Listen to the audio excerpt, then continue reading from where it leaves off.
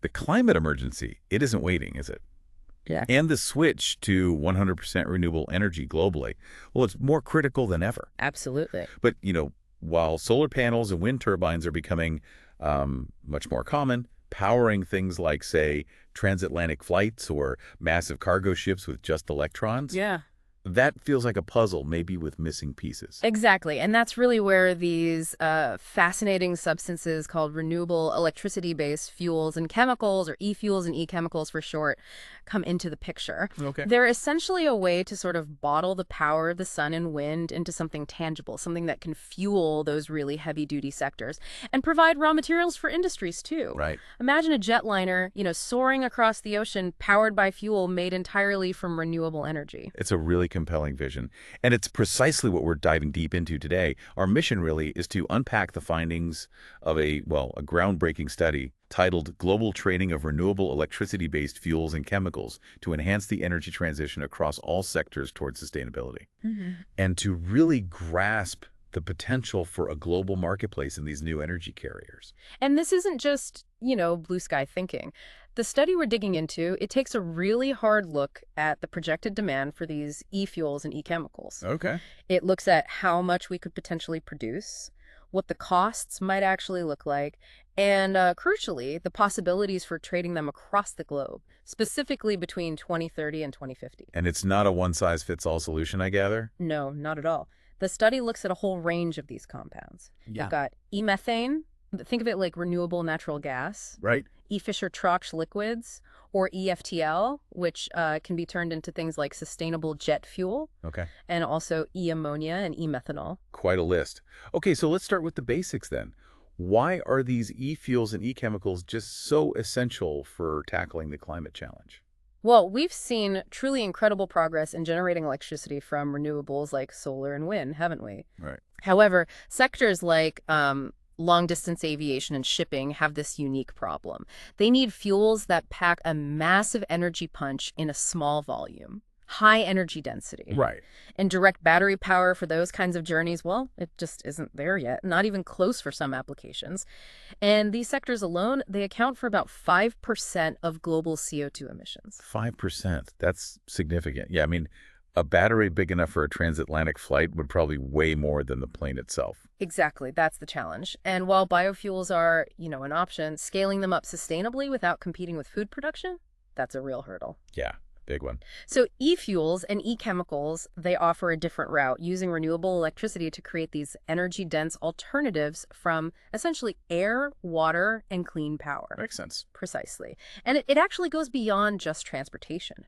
Many industrial processes that are notoriously hard to clean up, think making chemicals, cement, steel, they can also benefit hugely from these Power-to-X technologies. How so? Well, they can use things like renewable hydrogen, e-methanol, e-ammonia, not just as fuels, but also as the basic building blocks, the feedstocks for their products, replacing fossil fuels at the source.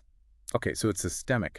Now, when we look at this specific study, global trading of renewable electricity-based fuels and chemicals, how does it build on what we already knew about the energy transition? That's a really crucial point. While a lot of studies on the future of energy do acknowledge that we'll need power to X, they often don't get into much detail about the specific types of e-fuels and e-chemicals involved.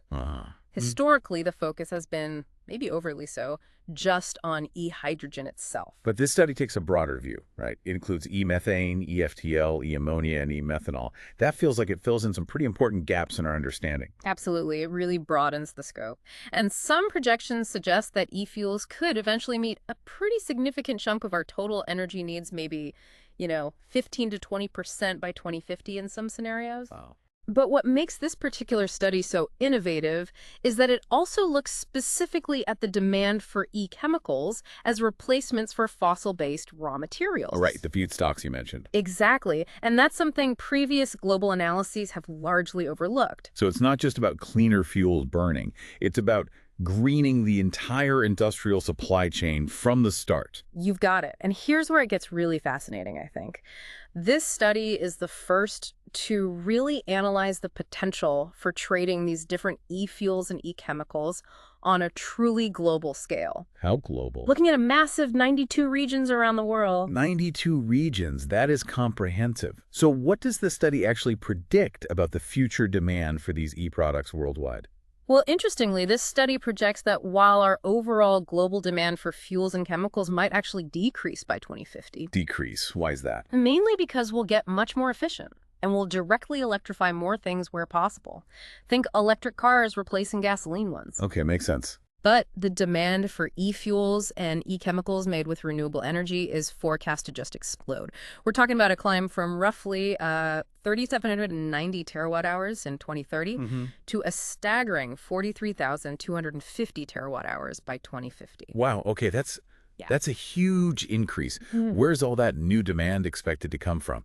Looking at specific e-fuels, EFTO, which, as we said, can become sustainable jet fuel for those long-haul flights, is projected to grow nearly 6 times between 2030 and 2050. 6 times in Yeah. aviation. Yeah, and e-methane, which could be shipped as e-LNG for large ships, also shows strong growth potential. Although this study does note there's some uncertainty there. Uncertainty. Yeah, because other options like maybe e-hydrogen directly or e-ammonia or even e-methanol might also become popular in the maritime sector.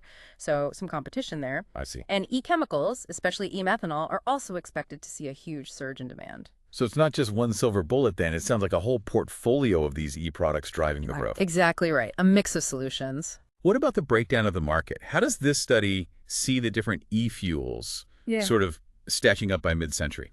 By 2050, this study estimates the global market shares will look something like this.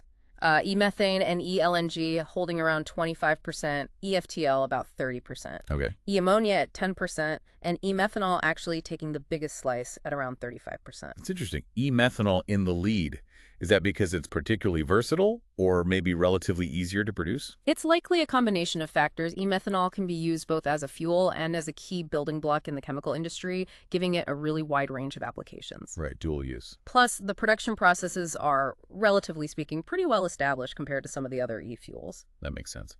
And geographically, where will the demand for these e-products be concentrated initially, according to the study, and how does that change over time? Initially, say in 2030, the study suggests demand will be highest in the more industrialized and densely populated regions. Think Europe, North America, Asia, the usual suspects perhaps. But as these technologies mature and become more widespread, by 2050, the demand is projected to become much more evenly distributed globally, Okay. with significant increases predicted in places like South America, the Middle East, and North Africa, the MENA region, and Sub-Saharan Africa. Okay, so the demand is clearly there, and it's growing, spreading across the globe. Now, the title of the study really emphasizes the trading aspect. How did the researchers figure out which regions might become importers and which might become exporters? They used a metric called the levelized cost of e-fuels and e-chemicals, or LCOF for short. Okay. Think of LCOF as the average cost to produce these fuels over their entire lifetime, including capital costs, operational costs, electricity costs, everything. Got it. They calculated this for each of those 92 regions and then compared it to the global average cost.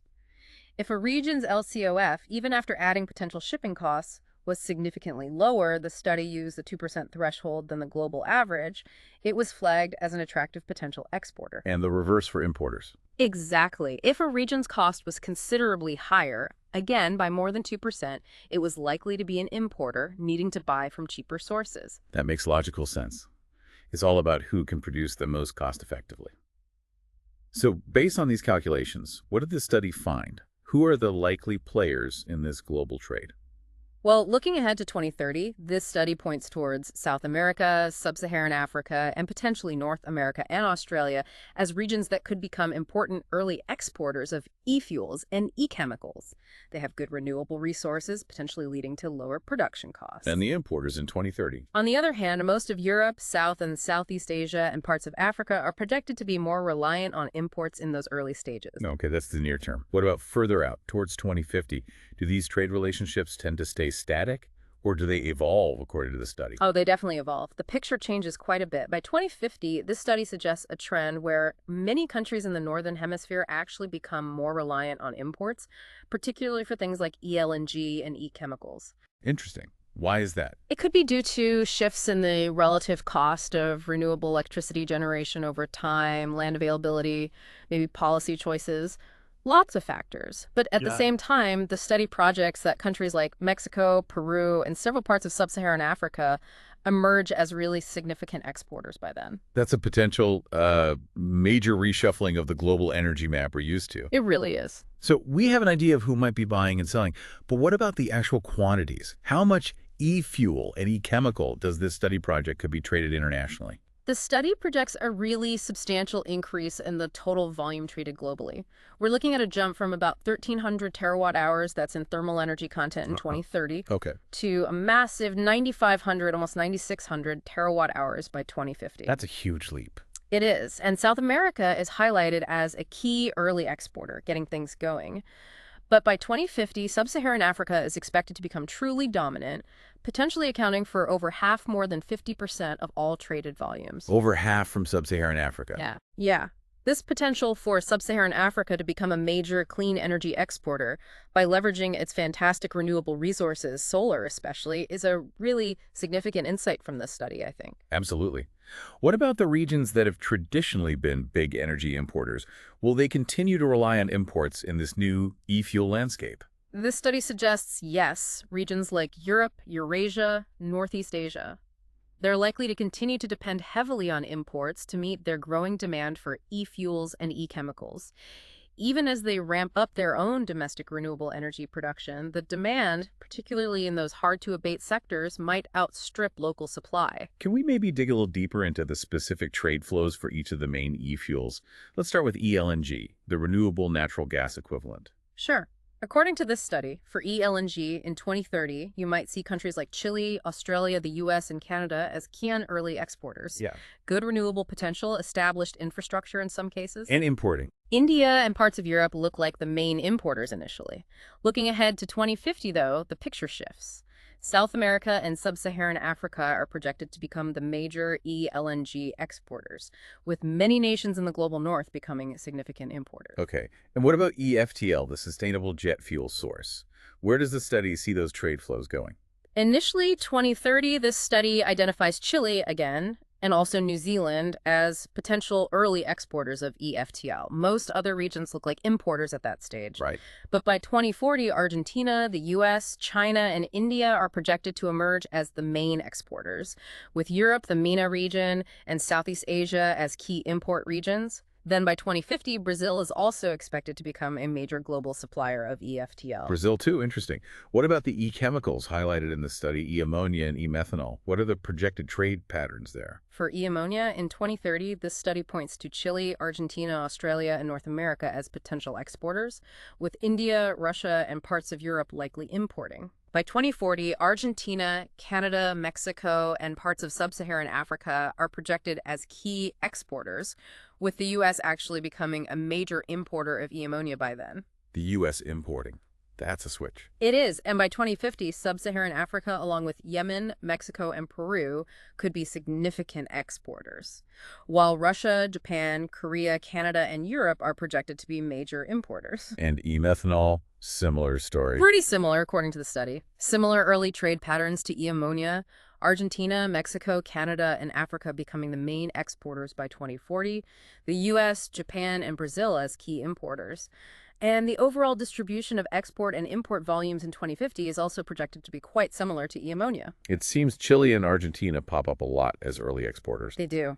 Excellent renewable resources, particularly solar and wind in Patagonia, give them a strong early advantage in the cost models used in this study. Got it. Now, one interesting point you touched on from the study is the projection that the total volumes of e-fuels and e-chemicals traded globally will likely be lower than the current trade in fossil fuels. Yeah. Why does the study suggest that? Yeah, that's a really insightful point they make. This study emphasizes that because renewable energy resources, sunshine, wind are much more geographically distributed than concentrated fossil fuel reserves. Right. Sun and wind are almost everywhere to some degree. Exactly. So many more regions will have the potential to produce at least some of these e-products domestically. This wider availability reduces the need for the very long-distance, massive volume transport that characterizes so much of the current oil and gas trade.